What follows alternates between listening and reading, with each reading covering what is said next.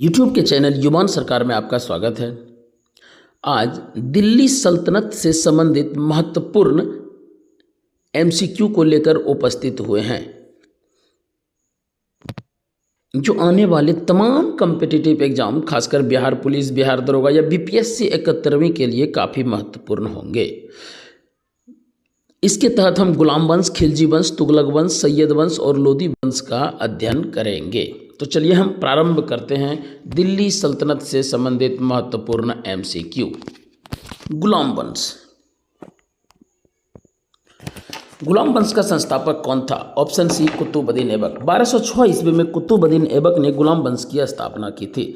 दिल्ली की पहली महिला शासिका कौन थी? Option B, Razia Sultan. रजिया सुल्तान गुलाम वंश चहलगामी यानी 40 अमीरों का दल किसने बनाया था? ऑप्शन बी, इल्तुतमिश ने। इल्तुतमिश ने प्रशासनिक मदद हेतु बनाया था। लाख बख्श की उपाधि किसे दी गई थी? कुतुबुद्दीन ऐबक को। ऐबक ने दान देने के कारण यह उपाधि पाई थी। बलबन ने किस नीति को अपनाया था? रक्त और लौ नीति। कठोर शासन के लिए प्रसिद्ध थे। किस शासक ने चहलगामी को समाप्त किया था? Option A, Balban. बलबन ने इन अमीरों की शक्ति तोड़ी थी। कुतुब मीनार का निर्माण किसने प्रारंभ किया था? कुतुबुद्दीन ऐबक ने। ऐबक ने शुरू किया, इल्तुतमिश ने पूरा कराया था। गुलाम वंश का अंतिम शासक कौन था? कैकुबाद। क्यूमर्स कैकुबाद। कैकुबाद की हत्या से गुलाम वंश का अंत हुआ था। रजिया सुल्तान की मृत्यु कैसे हुई थी? षड्यंत्र से हुई थी, कैथल में। बलबन ने किस विद्रोह को दबाया था? बलबन ने चहलगामी विद्रोह को दबाया था, यानी चहलगामी को समाप्त कर सत्ता सुदृढ़ की थी। किस गुलाम शासकों को तुर्कों का सुल्तान कहा जाता है? बलबन। Option A, Balban. बलबन ने अपने को लुंज अल्ताफ घोषित किया था, जुल अल्ताफ। बलबन ने किस प्रथा को समाप्त किया था? चहलगामी को। बलबन ने अमीरों की शक्ति तोड़ी थी। न्यायिक न्याय नीति किसकी थी? ऑप्शन बी, बलबन की। इल्तुतमिश ने किसे खलीफा से मान्यता दिलाई थी? इस दिल्ली सल्तनत को। इससे शासन को वैधता मिली थी। किस गुलाम शासक ने सबसे पहले सिक्के जारी किए थे? इल्तुतमिश ने। चांदी का टका व तांबे का जीतल। किस शासक ने नागौरी ब्राह्मणों को जमींदारी दी थी? इल्तुतमिश ने। इल्तुतमिश ने प्रशासन में हिंदुओं को स्थान दिया था। किस मुगल शासक को साम्राज्य निर्माता कहा गया है? इल्तुतमिश को। उसने गुलाम वंश को संगठित रूप दिया था। किसके समय मंगोलों का पहला हमला हुआ था? इल्तुतमिश के समय मंगोलों ने भारत की ओर कूच शुरू किया था। किस महिला को इल्तुतमिश ने उत्तराधिकारी चुना था? रजिया को। पहली मुस्लिम महिला शासिका बनी थी। किस गुलाम शासक को दूसरा अलेक्जेंडर कहा गया? रजिया को। रजिया खुद को सिकंदर सानी कहलवाती थी। खिलजी वंश से संबंधित महत्वपूर्ण एमसीक्यू। खिलजी वंश का संस्थापक कौन था? जलालुद्दीन खिलजी। 1290 में जलालुद्दीन खिलजी ने खिलजी वंश की स्थापना की थी। अलाउद्दीन खिलजी ने किस पर दक्षिण भारत में आक्रमण करवाया था? मलिक काफूर से। मलिक काफूर ने कई राज्यों को जीता था। बाजार नियंत्रण किस शासक की नीति थी? अलाउद्दीन खिलजी की। वस्तुओं की कीमतों को नियंत्रित किया। किसने मंगोल आक्रमणों को रोका? अलाउद्दीन खिलजी ने। उसने सैन्य नीति में मंगोल परास्त हुए थे। प्रारंभ की थी? ऑप्शन ए, बलबन ने। ऑप्शन ए, बलबन ने। अलाउद्दीन का शासनकाल कब से कब तक था? 1296 से 1316 ईस्वी तक। किस शासक ने दिल्ली को चौरस दीवारों से घेरा था? अलाउद्दीन खिलजी ने। Option A. सुरक्षा हेतु यह कदम उठाया गया था। किस खिलजी शासक की हत्या हुई थी? मुबारक शाह की। मलिक काफूर के द्वारा मार दिया गया था। अलाउद्दीन खिलजी ने किससे प्रेरणा ली थी? चंगेज खां से। चंगेज की कठोर नीतियों से प्रभावित था। अमीर खुसरो किस दरबार से जुड़े थे? अलाउद्दीन खिलजी से। प्रसिद्ध कवि और संगीतज्ञ थे। अलाउद्दीन ने किस विद्रोह को कुचला था? नायक और हरपाल देव को। यह दक्षिण में विद्रोह हुआ था। किसने दार उल रजा नामक गुप्तचर संस्था चलाई थी? अलाउद्दीन खिलजी ने। खिलजी वंश का सबसे सक्षम शासक कौन था? अलाउद्दीन खिलजी। प्रशासन, युद्ध, बाजार सभी क्षेत्रों में सुधार किए थे। 1000 दिनार पद किसने शुरू किया था? अलाउद्दीन खिलजी ने। योग्य सैनिकों को यह पद दिया गया। अमीर खुसरो किसके साथ दक्षिण अभियान में गया था? मलिक काफूर के साथ। दक्कन विजय अभियान में मलिक काफूर का उपनाम क्या था? 1000 दिनारी। अलाउद्दीन खिलजी की मृत्यु कब हुई थी? 1316 ईस्वी में, लंबी बीमारी के बाद। किस खिलजी शासक ने खुद को इमाम ए आदिल कहा? अलाउद्दीन खिलजी ने। Option A. दक्षिण भारत से कौन से प्रसिद्ध रत्न दिल्ली लाए? कोहिनूर। अलाउद्दीन खिलजी ने किस राजपूत किले को जीतकर चित्तौड़ पर अधिकार कर लिया था? चित्तौड़गढ़ के किले को, यानी चित्तौड़गढ़ के राजा राणा रतन सिंह से युद्ध किया था। तुगलक वंश। तुगलक वंश से संबंधित महत्वपूर्ण एमसीक्यू। तुगलक वंश की स्थापना किसने की थी? गयासुद्दीन तुगलक ने 1320 ईस्वी में। राजधानी को दौलताबाद किसने हस्तांतरित किया था? मोहम्मद बिन तुगलक ने। दक्षिण को मजबूत करने के लिए तुगलक वंश का सबसे असफल शासक कौन माना जाता है? मोहम्मद बिन तुगलक। उनकी योजनाएं सारी असफल हो गई थी। किसने तांबे का टोकन मुद्रा चलाया था? मोहम्मद बिन तुगलक ने। नकली सिक्के चलने अत्यधिक लगे थे। तुगलकनामा किसने लिखा है? तुगलकनामा अमीर खुसरो ने लिखा है, बी। और इनका वर्णन जियाउद्दीन बरनी में है। फिरोज शाह तुगलक ने किस नदी पर नहर बनवाई है? ऑप्शन बी, यमुना नदी पर।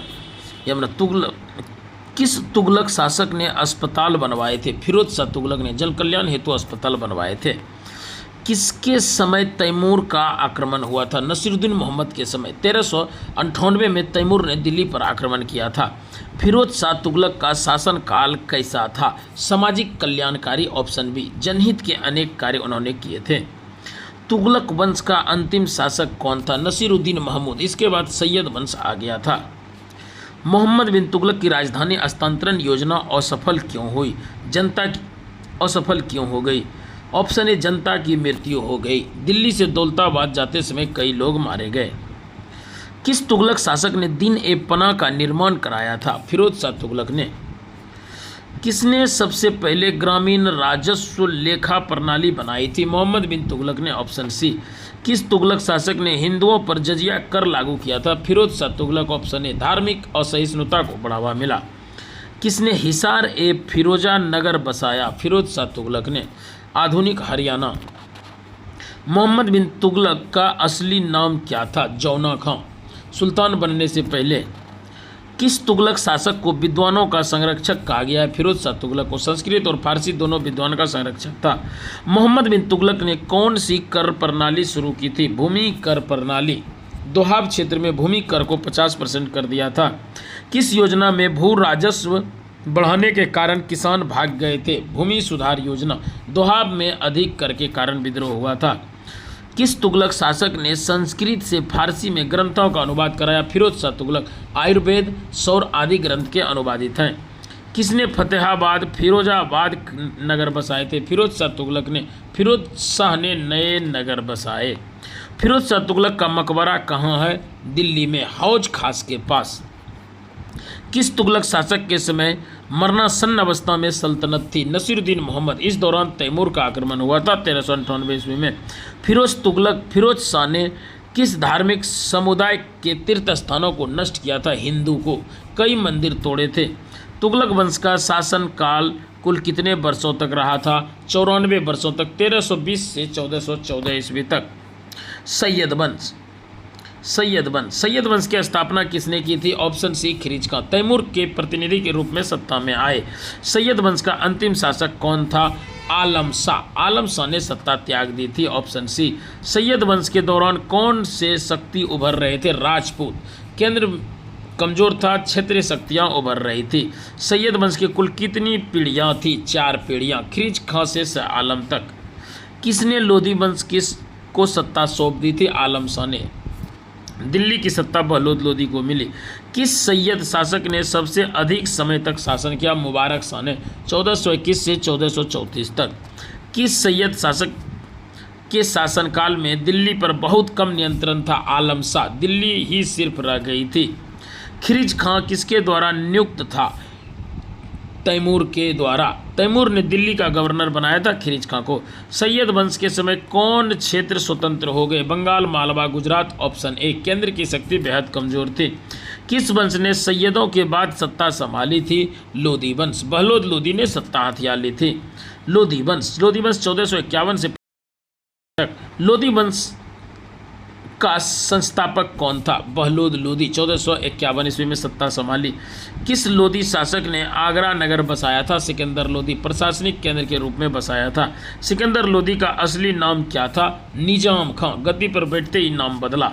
किसने विद्वानों को संरक्षण दिया? सिकंदर लोधी ने। वह स्वयं भी कवि था। इब्राहिम लोधी का शासन कैसा था? निरंकुश। उसकी कठोरता से विद्रोह हुआ। किस युद्ध में लोधी वंश का अंत हुआ था? पानीपत की पहली लड़ाई में 1526 ईस्वी में बाबर से हार गई हुई। इब्राहिम लोधी किससे पराजित हुआ था? बाबर से। बाबर ने तोपों से निर्णायक विजय पाई थी। किसने दिल्ली पर अंतिम अफगान शासक किया? बहलोद लोधी। इब्राहिम के बाद मुगल शासक शुरू हुआ। लोधी वंश कितने समय तक सत्ता में रहा? 75 साल तक, 1451 से 1526। किस लोधी शासक की मृत्यु युद्ध भूमि में हुई थी? इब्राहिम लोधी। पानीपत की लड़ाई में मारा गया था।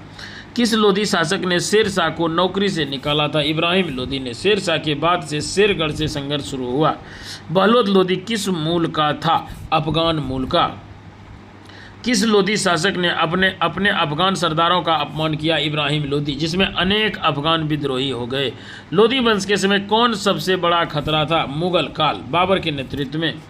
लोधी वंश के पतन से किस वंश की शुरुआत हुई थी? मुगल वंश। 1526 से मुगल वंश का आरंभ हुआ। किस लोधी शासक को विद्वान बादशाह कहा जाता है? सिकंदर लोधी। खुद कवि था, फारसी में काव्य रचता था। किसने लोधी के रूप में